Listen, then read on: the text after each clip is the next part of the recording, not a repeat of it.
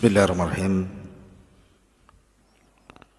Assalamualaikum warahmatullahi wabarakatuh. Alhamdulillah wassalatu wassalamu ala Rasulillah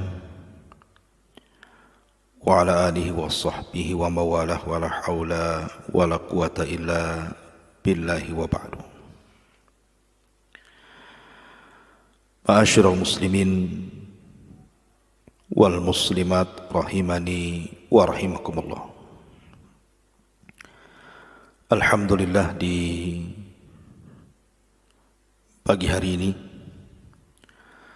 Allah Subhanahu wa taala masih memberikan nikmat kepada kita semuanya, sehingga Allah Subhanahu wa taala masih membangunkan kita di atas kebaikan. Salawat dan salam kita hadiahkan kepada Rasul kita Nabi besar Muhammad sallallahu alaihi wasallam. Sebelum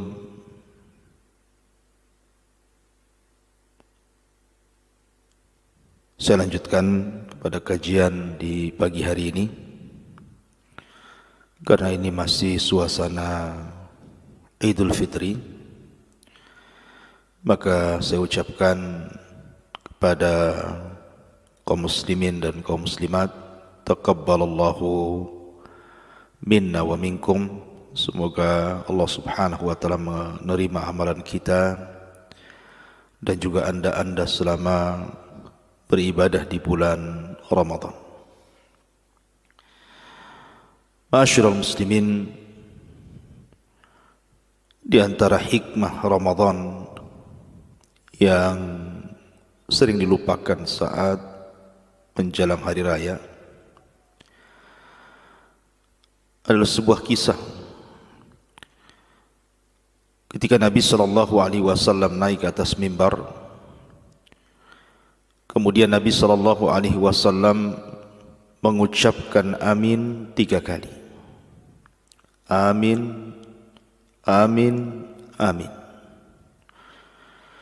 Kemudian Nabi sallallahu alaihi wasallam berkhutbah. Setelah berkhutbah, Nabi SAW turun dari mimbar. Kemudian para sahabat bertanya, "Ala ma amanta ya Rasulullah?"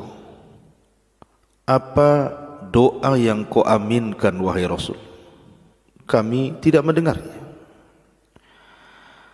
Maka Nabi SAW bersabda, "Atani ya Jibril." Tadi sewaktu aku naik ke atas mimbar, tiba-tiba Jibril datang kepadaku. Kemudian Jibril meminta agar 3 doanya diaminkan oleh diriku.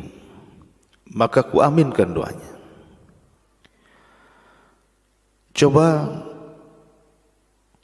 kita perhatikan dan kita renungkan, kalau yang berdoa pemimpin para malaikat Jibril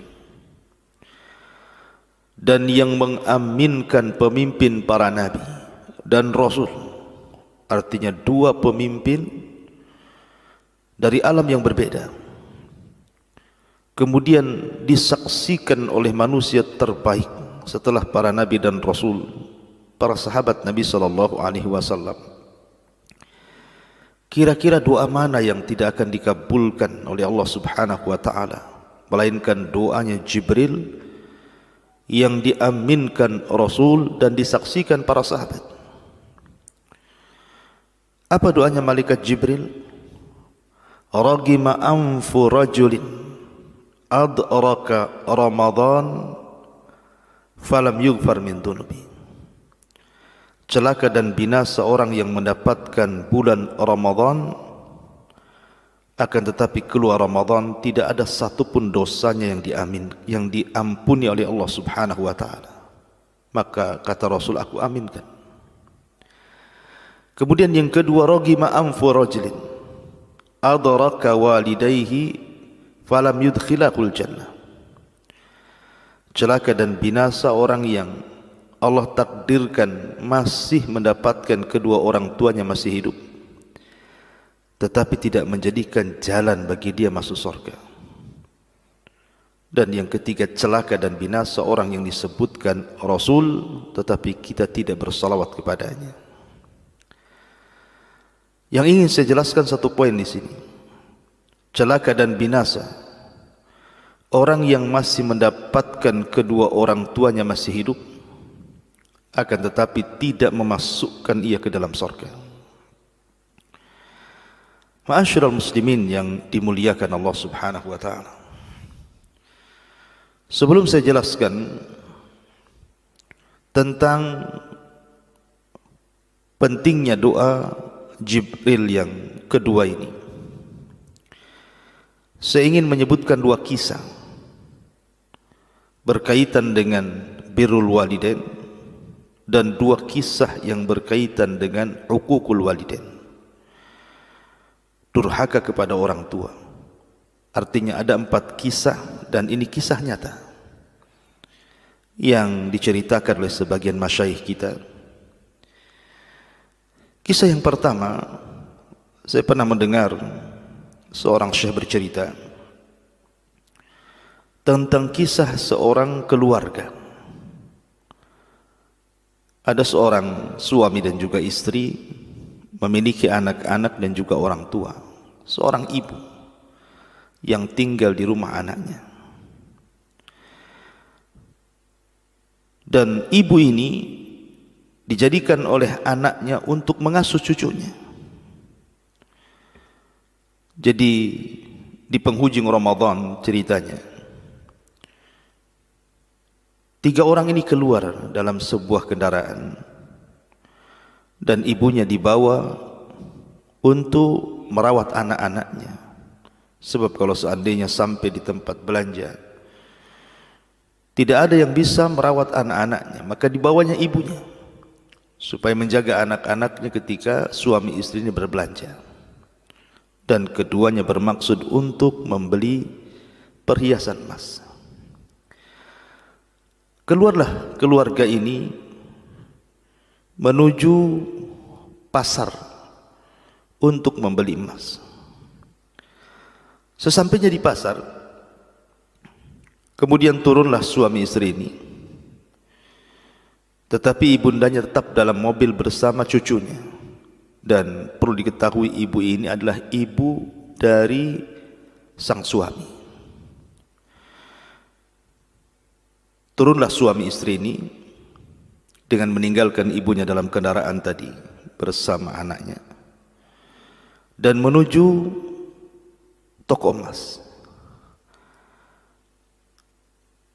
Karena lamanya, maka cucu daripada ibu ini yang namanya anak-anak tentu ada kalanya rewel, menangis dan begitu seterusnya. Maka nenek berinisiatif untuk menyusul ke toko emas tersebut. Siapa tahu kalau anak-anaknya ini melihat ayahnya atau ibunya, mereka akan terdiam. Turunlah sang ibu ini dari mobil tersebut menyusul anaknya. Lah anaknya ini sedang tawar-menawar harga emas dan sudah disepakati harga emas tersebut oleh keduanya. Lah ketika kemudian sang ibu sampai di toko emas tersebut, dia melihat ada cincin. Cincin ini bukan cincin emas, hanya cincin-cincinan biasa.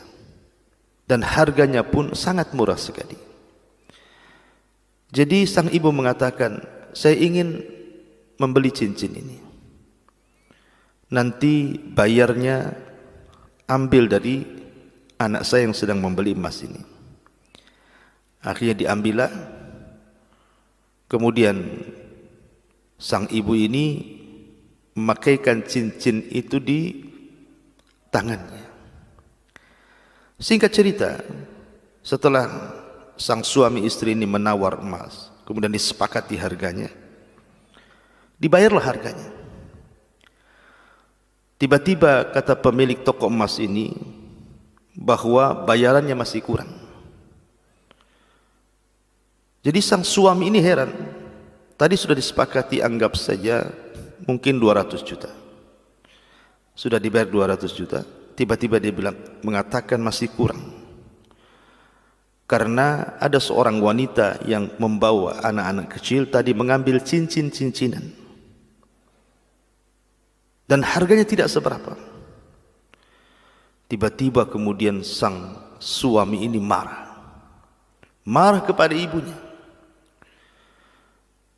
Kemudian dia datang kepada ibunya.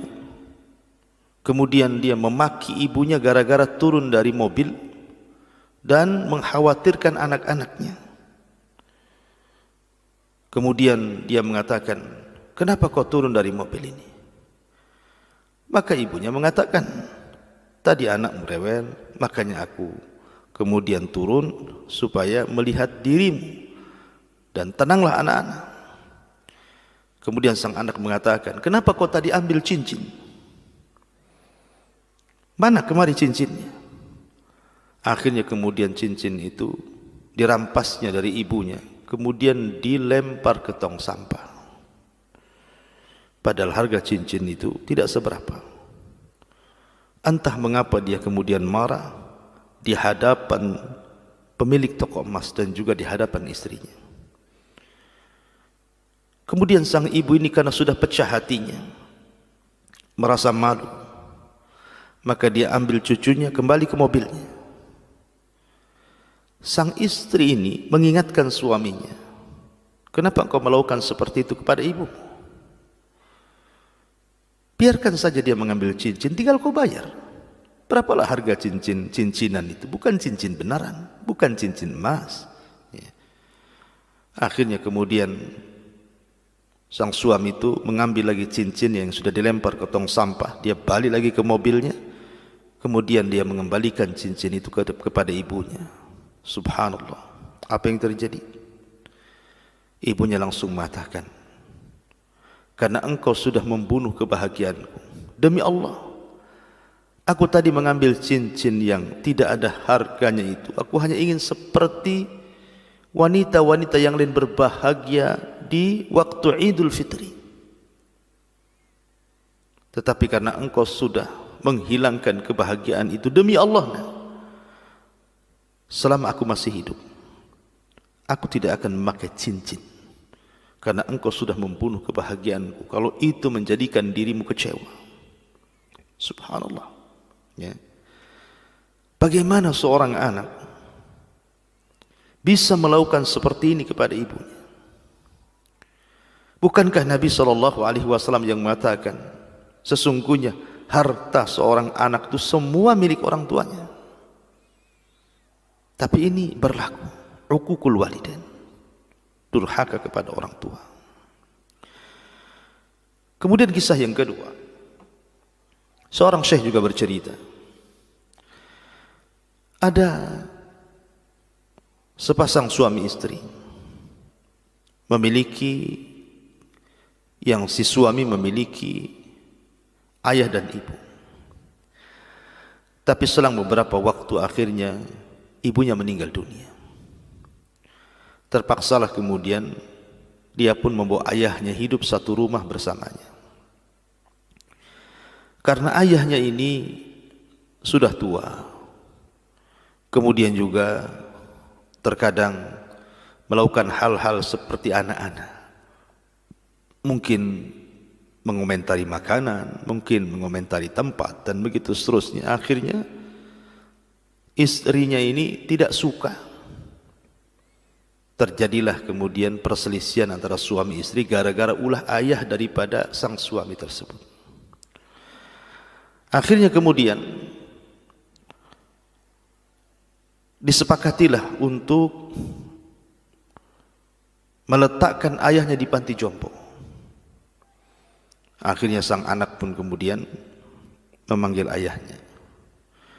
Kemudian mengatakan, "Wahai ayahku, bagaimana kalau seandainya engkau tinggal di panti jompo? Itu lebih baik bagimu.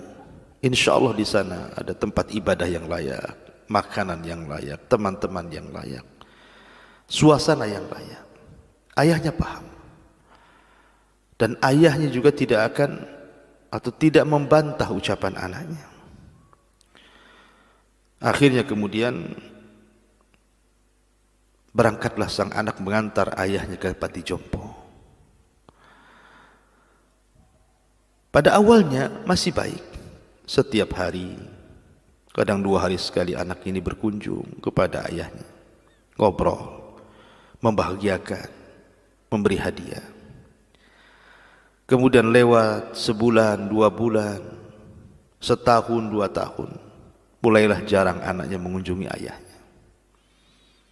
Sampai akhirnya berlalunya tahun, anaknya ini tidak pernah menjenguk berbulan-bulan ayahnya. Sehingga tiba-tiba kemudian datang dari pihak panti jompo memberitahu bahwa ayahnya meninggal dunia. Terpukullah anak laki-laki ini. Dia membawa anaknya yang masih usia 7 tahun untuk mengambil jasad ayahnya. Setelah berangkat ke panti jompo, kemudian semua administrasi sudah diselesaikannya dan jasad ayahnya siap dibawa pulang. Maka laki-laki ini membawa anak yang 7 tahun mengemas untuk mengambil barang-barang yang ada di kamar ayahnya. Tiba-tiba kemudian anak yang 7 tahun, cucu daripada kakek yang meninggal ini, dia masuk ke kolong ranjang, ke bawah ranjang tempat tidur ayahnya. Rupanya ditemukan di situ ada gelas dan juga piring. Kemudian ayahnya mengatakan, "Nak, itu gelas dan piring kakekmu sudah tidak layak lagi, enggak usah dibawa pulang, buang, Nak."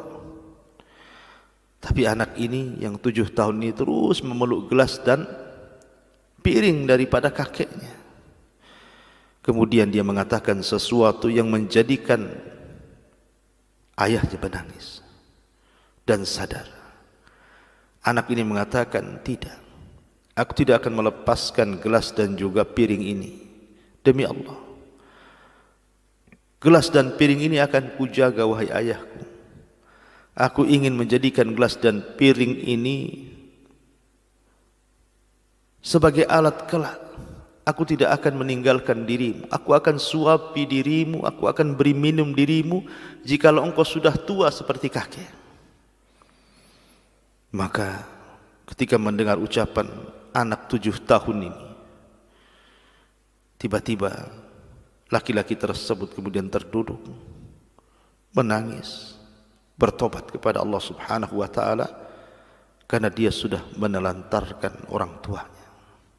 La haula wa la quwata illa billah. Ma'asyiral muslimin yang dimuliakan Allah Subhanahu wa ta'ala. Kemudian kisah yang ketiga, dan ini kisah seorang anak yang luar biasa berbakti kepada orang tuanya. Seorang syekh juga bercerita, jadi suatu ketika dia sedang sholat Jumat dan dia menjadi imam bagi jemaah sholat Jumat.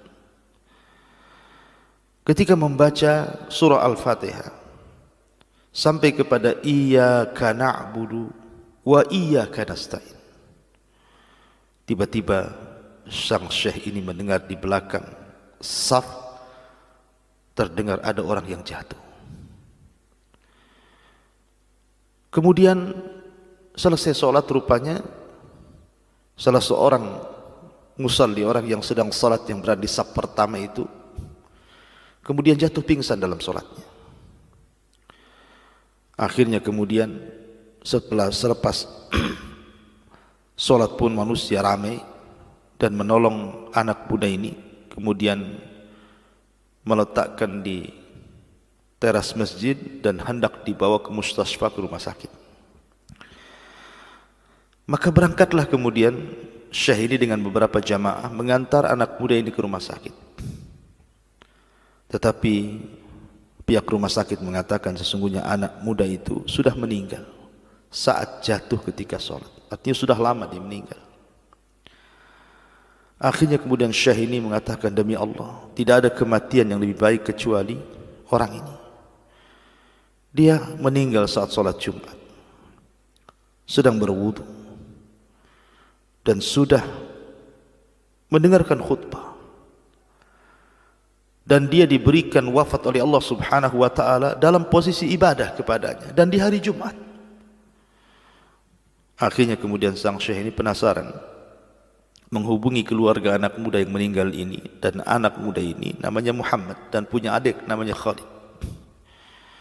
Maka syekh mengatakan, "Ya Khalid, saya ingin bertanya kepadamu, amalan apa yang abangmu lakukan? Sungguh luar biasa kematiannya. Dia meninggal di atas wudu ketika salat di hari Jumat."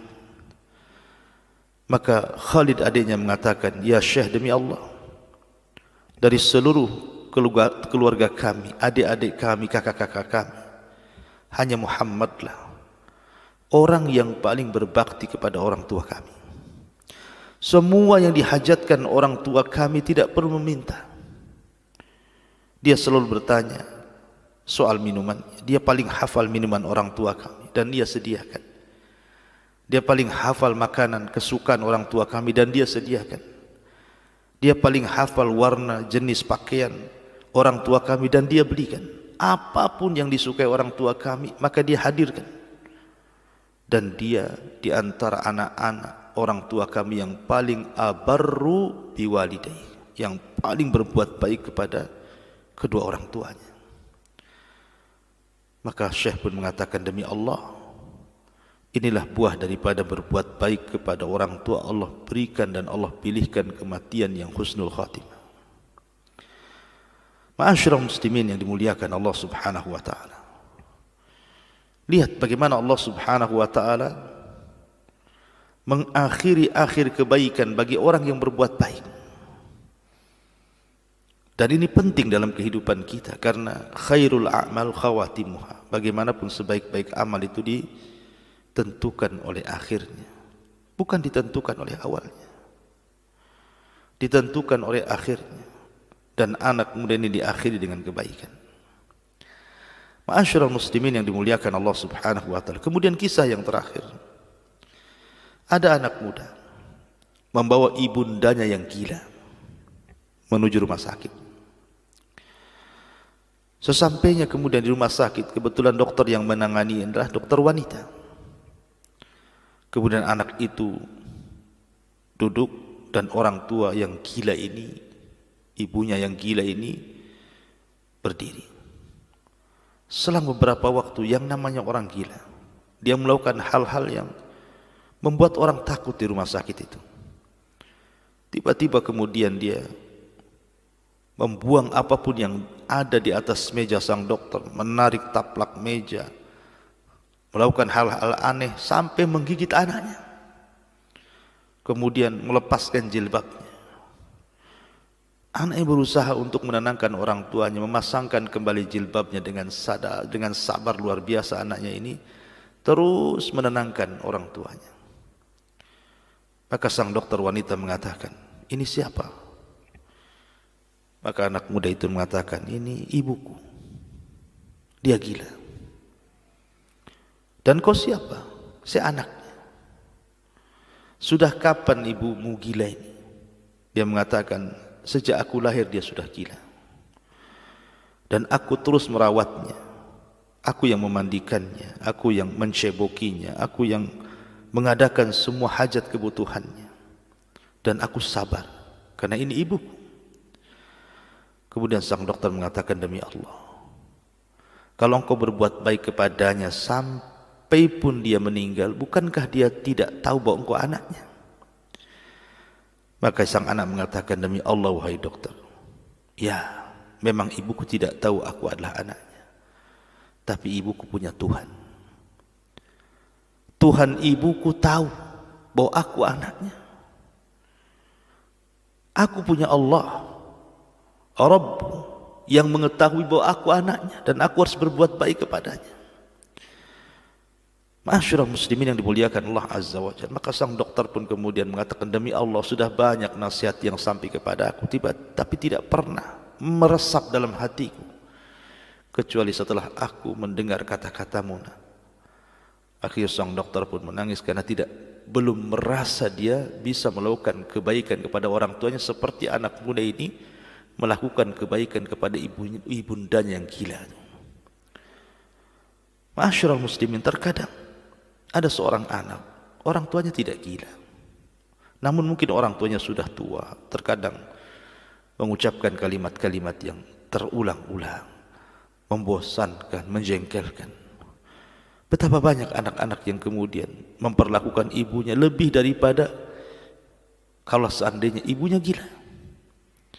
Ma'asyiral muslimin yang dimuliakan Allah Azza wa Jalla, lihat dua kisah yang berbeda ini. Yang satu kisah luar biasa, birrul walidain, dan yang satunya lagi kisah yang menyedihkan, uququl walidain, durhaka kepada orang tua. Dari 4 kisah ini bisa kita petik pelajaran, dan ini penting sekali,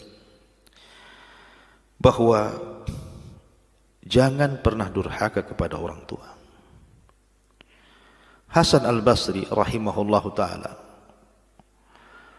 pernah menangis di hadapan murid-muridnya, sementara murid-muridnya heran bagaimana seorang imam besar, ahli ibadah, ulama menangis. Ada apa? Tentu tangisan ulama bukan tangisan biasa, apalagi tangisannya sampai terseguk-seguk, sehingga murid-muridnya mengatakan, "Ya imam, wa ma yabki? Ma yubkik? Apa yang membuat anda menangis, wahai imam?" Maka Hasan al-Basri mengatakan, "Wailakum, celaka kalian. Aku mendengarkan kabar, telah sampai ke telingaku bahwa salah satu pintu dari 2 pintu surga sudah tertutup. Aku mendengar kabar bahwa satu pintu dari 2 pintu surga sudah tertutup." Orang-orang pun heran, apa maksudnya? Maka Hasan al-Basri mengatakan, "Demi Allah, tadinya aku memiliki 2 orang tua, memiliki ayah dan ibu, dan keduanya adalah jalan menuju surga, 2 pintu menuju surga. Sekarang salah satu dari keduanya meninggal dunia, berarti tertutuplah satu di antara 2 pintu surga." Ma'asyiral muslimin, sebelum anda melakukan hal-hal yang menyakitkan orang tua, ingat, orang tua itu pintu surga. Orang tua itu jalan menuju surga. Makanya kenapa Allah Subhanahu wa ta'ala sampai-sampai mengatakan dalam Al-Quran, "Wa qadha rabbuka alla ta'budu illa iya wa bil walidaini ihsana." Wa qadha rabbuka, dan Rabbmu telah memerintahkan kepadamu agar jangan menyembah kecuali kepada Allah, dan agar berbuat baik kepada kedua orang tuanya. Allah sampai kemudian mengiringkan antara perintah tauhid dan perintah berbuat baik kepada kedua orang tua, menunjukkan bahwa birrul walidain itu adalah terbaik setelah tauhid. Makanya ada 3 perintah yang tidak mungkin dipisahkan satu dengan yang lainnya. Pertama, perintah salat dan zakat. Tidak bisa dipisahkan. Kalau anda salat dan tidak zakat, maka bermasalah dengan salat anda. Anda zakat tidak salat juga bermasalah dengan zakat anda. Yang kedua, atiullah wa atiur rasul. Taat kepada Allah dan Rasulnya.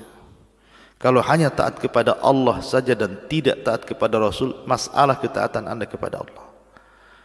Kalau anda hanya taat kepada Rasul dan tidak taat kepada Allah, juga masalah dalam ketaatan anda kepada Rasul. Sama dengan bersyukur akan nikmat yang Allah anugerahkan kepada kita dan nikmat adanya kedua orang tua. Tidak bisa dipisahkan. Karena bagaimanapun keridhaan Allah itu ditentukan dengan keridhaan orang tua, dan murkanya Allah juga ditentukan oleh murkanya kedua orang tua. Ma'asyiral muslimin yang dimuliakan Allah Subhanahu wa ta'ala, terkadang ada anak yang kemudian kecewa dengan orang tuanya. Boleh jadi kemudian melihat masa lalu.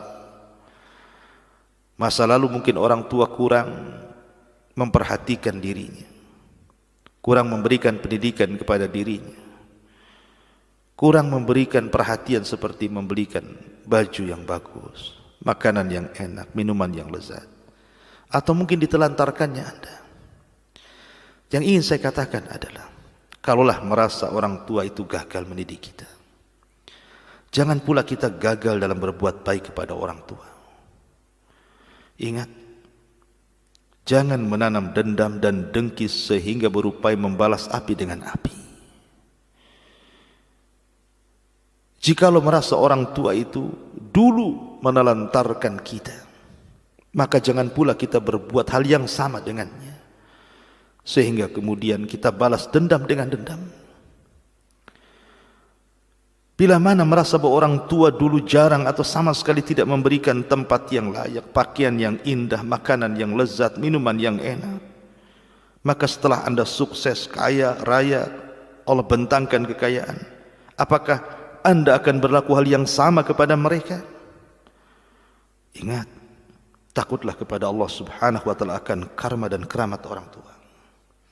Demi Allah, seandainya pun orang tua kita kafir, musyrik, menyerang agama kita, benci dengan agama kita, tetap Allah Subhanahu wa ta'ala memperhatikan hak-hak dan perasaan orang tua, sehingga Allah katakan, wa in jahadaka ala an tusyrika bima laysa laka bihi ilmun fala tuti'huma wa sahibhuma fid dunya ma'rufa.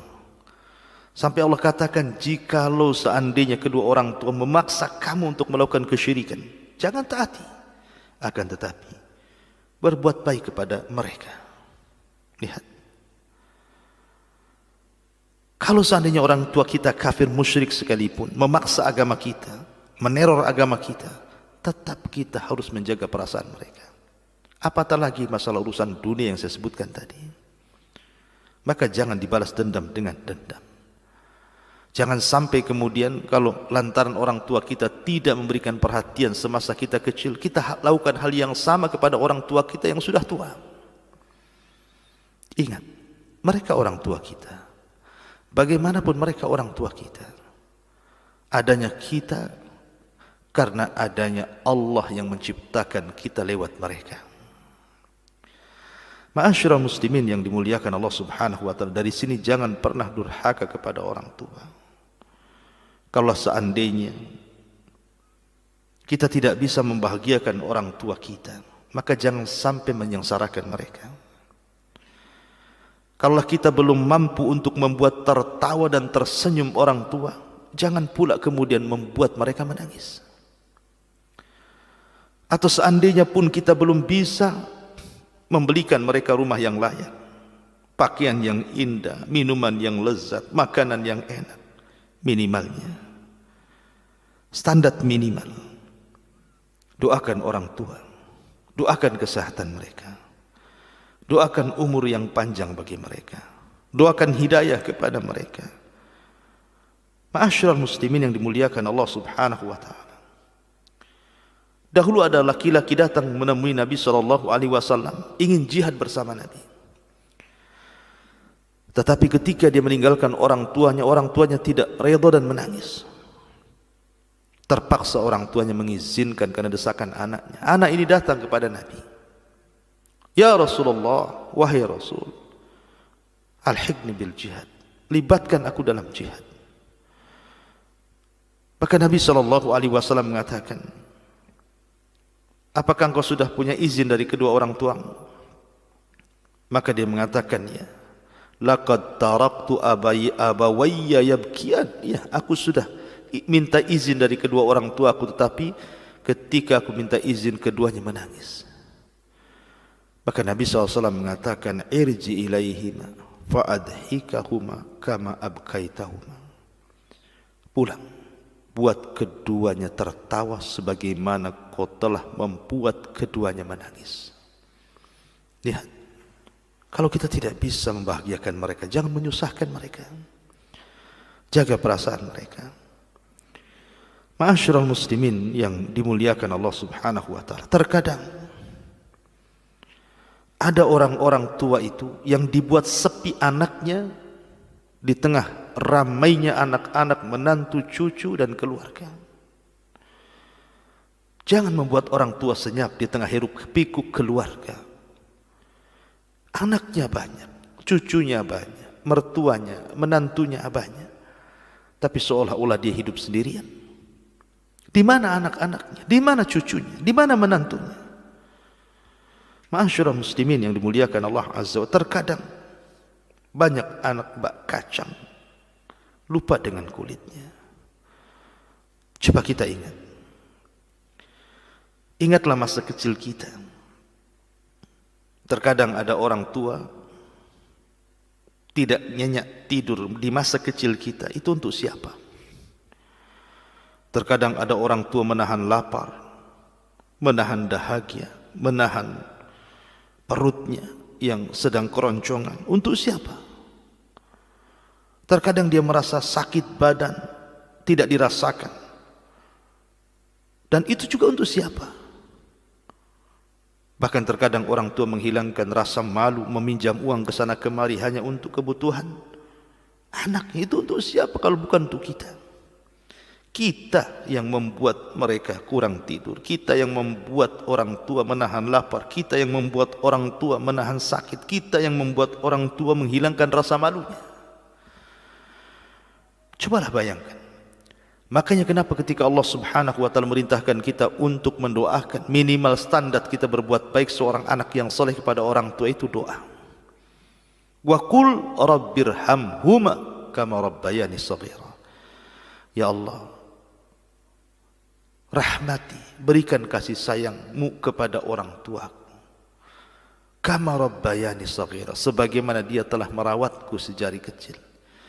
Allah tidak hanya merintahkan Rabbirhamhuma, ya Allah berilah kasih sayangmu kepada orang tua, tapi Allah Subhanahu wa taala juga mengingatkan akan memori kita anak-anak ketika kita semasa bersama orang tua, kama rabbayani shaghira, supaya anak-anak tahu bagaimana orang tua itu membesarkan kita. Seandainya orang tua itu mau menelantarkan kita, mungkin kita bisa mati. Ada orang tua punya bayi, tidak diberi makan 4 hari, bisa saja mati anak bayi itu. Tapi karena fitrah yang Allah anugerahkan kepada orang tua itu, sehingga dia merawatnya. Bahkan dia rela mati untuk kelahiran anaknya. Dari sinilah maka selamanya seorang anak itu tidak sanggup untuk membalas kebaikan orang tuanya. Tidak akan sanggup. Karena jasa orang tua ini dimanapun di dunia ini tidak ada yang bisa menandingi jasa mereka. Kita perhatikan seorang ibu, dia memiliki 3 tugas yang tidak dimiliki kecuali hanya ibu saja. Di dunia ini tidak ada yang sanggup kecuali seorang ibu. Pertama, mengandung. Tidak ada yang mengandung kecuali seorang ibu. Yang kedua, melahirkan. Tidak ada yang melahirkan kecuali seorang ibu. Yang ketiga, menyusui. Tidak ada yang bisa menyusui kecuali seorang ibu. Dan tidak pernah tergantikan seorang ayah. Kalau saya analogikan seperti ini, ada orang kaya raya selalu menyumbang, memperhatikan fuqara wal masakin, tapi tidak ada ceritanya orang kaya memberi sedekah 3 kali makan kepada anak atau kepada orang miskin seumur hidupnya, kecuali itu hanya diberikan seorang ayah. Ya, orang kaya terkadang memberi sedekah, mungkin setahun sekali menunggu Ramadan atau mengeluarkan zakatnya atau sedekahnya. Tapi seorang ayah, dia memberi makan 3 kali, pagi, siang, sore. Belum lagi cemilan-cemilannya, belum lagi mainan-mainannya, belum lagi pakaiannya. Dan itu rutinitas setiap hari. Dia bekerja siang, malam, pergi pagi, datang malam, panting tulang, keringat, diperas dan begitu seterusnya. Tapi dia tidak pernah merasa lelah, merasa menyesal. Tetap saja dia bekerja untuk menghidupi anak istrinya. Mana ada orang kaya bisa melakukan seperti ini dalam sedekahnya? Hanya kebaikan seorang ayah kepada keluarga. Ma'asyiral muslimin yang dimuliakan Allah Subhanahu wa taala. Oleh karena itulah maka amalan terbaik bagi seorang anak kepada orang tua adalah jaga perasaan orang tua. Teringat dengan kisah Nabi Yusuf alaihi salam yang Allah Subhanahu wa taala firmankan, wa rafa'a abawaihi 'alal 'arsy wa kharru lahu sujjadan wa qala ya abati hadha ta'wilu ru'yaya min qablu an ja'alaha rabbi haqqan wa qad ahsana bi id akhrajani minas sijni wa jaa'a bikum minal badwi min ba'di an nazagha asyaitanu baini wa baina ikhwati inna rabbi latifun liman yasha innahu huwal alimul hakim. Dan dia menaikkan kedua orang tuanya Yakub dan juga istrinya ke atas singgasananya, dan mereka semuanya, maksudnya saudara-saudara Yusuf, tunduk sujud kepada Yusuf. Dan Nabi Yusuf berkata kepada ayahnya, wahai ayahku, inilah takwil mimpiku yang dulu pernah aku ceritakan kepadamu, dan sesungguhnya Tuhanku telah menjadikan kenyataan. Sesungguhnya Tuhanku telah berbuat baik kepadaku ketika dia membebaskan diriku dari penjara dan ketika membawa kamu dari dusun kemari, setelah setan merusak hubungan antara diriku dan saudara-saudaraku. Sungguh Tuhanku maha lembut terhadap apa yang dikehendaki. Sungguh dia maha mengetahui dan maha bijaksana. Subhanallah, ini akhlak perlu ditiru oleh anak-anak. Nabi Yusuf ini sebenarnya kalau mau diceritakan bagaimana kezaliman saudara-saudaranya, sangat menyakitkan. Bagaimana tidak, di usia 10 tahun dia dicelakakan, saudara, dimasukkan ke dalam sumur yang bisa saja mengalami kewafatan. Tiba-tiba diselamatkan para pedagang, kemudian dijual jadi budak. Kemudian tinggal di istana, difitnah, akhirnya masuk penjara. Bertahun-tahun hidup di penjara. Sampai Allah Subhanahu wa taala takdirkan Yusuf memberikan atau diberikan hidup yang layak sesudahnya. Setelah itu barulah dia merasakan hidup nikmat. Ketika kemudian datang saudara-saudaranya di musim pacaklik, kemudian menukar barang dan juga makanan, tiba-tiba menuduh Benyamin mencuri, dan dikatakan bahwa sebelum, kalau memang Benyamin mencuri, maka sebelumnya juga saudaranya, maksudnya Yusuf, mencuri. Pokoknya kezaliman yang luar biasa. Tapi dia seorang nabi, memberikan teladan. Ketika kemudian dia bawa keluarganya ke Mesir, kemudian dihargai dan dihormati bahkan saudara-saudaranya, Nabi Yusuf berusaha menjaga perasaan orang tuanya. Dia tidak menceritakan perbuatan saudara-saudara kepada ayahnya, tidak. Dia hanya mengatakan, mim ba'di an nazagha syaitan baini wa baina ikhwati. Sesungguhnya setelah ada keretakan hubunganku dengan saudara-saudaraku, dan itu ulah syaitan. Lihat, Nabi Yusuf tidak menceritakan, hanya mengatakan itu ulah syaitan yang akhirnya menjadikan hubunganku retak dengan saudara-saudaraku. Sebenarnya Yusuf bisa saja menceritakan bagaimana kezaliman saudara-saudaranya kepada ayahnya, tapi Yusuf tidak mau membuat ayahnya sedih, sehingga dia mengatakan ini ulah setan. Itu saja. Apa hikmahnya di sini? Nabi Yusuf mengajarkan kepada kita agar kita menjaga perasaan orang tua. Menjaga perasaan orang tua. Oleh karena itulah, karena bagaimanapun dulu kita, waktu masih kecil, kita ini bodoh. Orang tua yang mencerdaskan kita dengan cara yang mendidik atau menyekolahkan kita. Dulu kita miskin, orang tua yang membuat kita kaya. Dulu kita bukan orang yang berwawasan, orang tua yang memberikan wawasan. Dulu kita bukan siapa-siapa, masih kecil kita tidak tahu cita-cita kita. Setelah besar rupanya ada yang jadi pejabat, orang kaya, dan begitu seterusnya. Ini tidak lepas dari takdir Allah, kemudian doa mereka orang tua. Oleh karena itulah ma'asyiral muslimin yang dimuliakan Allah Azza wa Jalla, jaga perasaan mereka, jaga perasaan ayah ibu kita. Abu Hanifah rahimahullahu ta'ala, imam besar Abu Hanifah itu, murid-muridnya banyak. Di antara murid-muridnya yang dikisahkan adalah salah satunya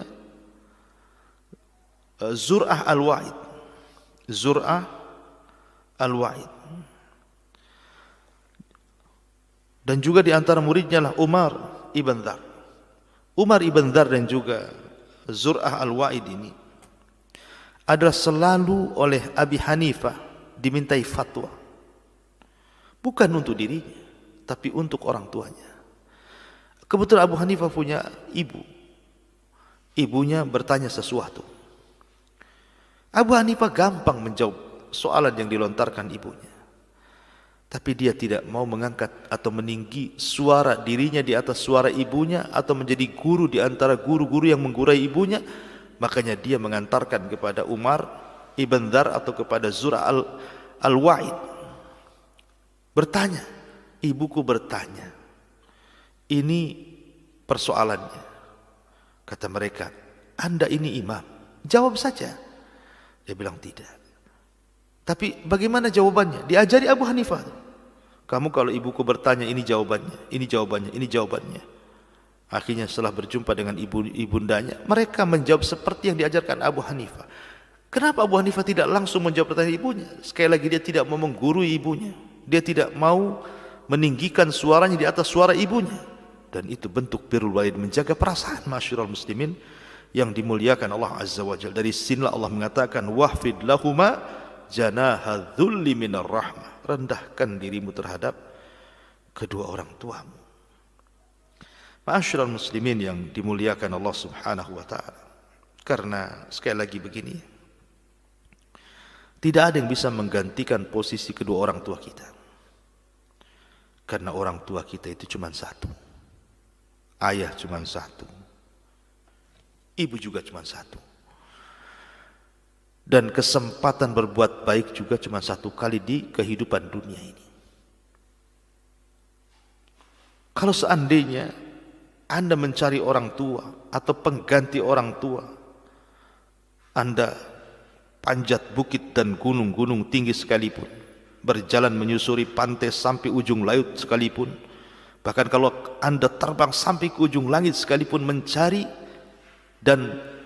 pengganti orang tua, tidak akan ada gantinya.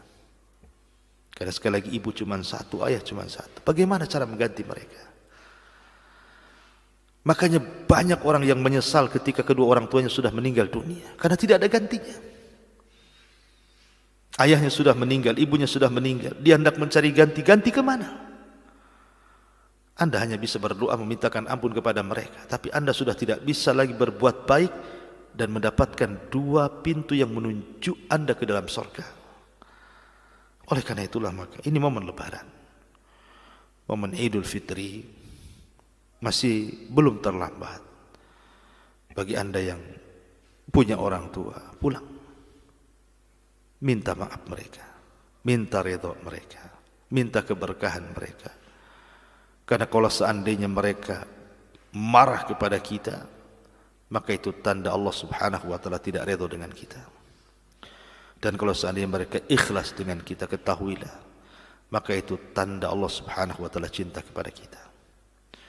Karena Rasul yang mengatakan ridallah fi ridal walidain, keriduan Allah Subhanahu wa taala adalah karena redhonya orang tua, dan murkanya Allah Subhanahu wa taala juga karena murkanya orang tua. Mudah-mudahan nasihat di pagi hari ini bisa mengingatkan kita tentang birrul walidain. Subhanakallah bihamdika, asyhadu an la ilaha illa anta, astaghfiruka wa atubu ilaik. Allahu ta'ala alam. Assalamualaikum warahmatullahi wabarakatuh.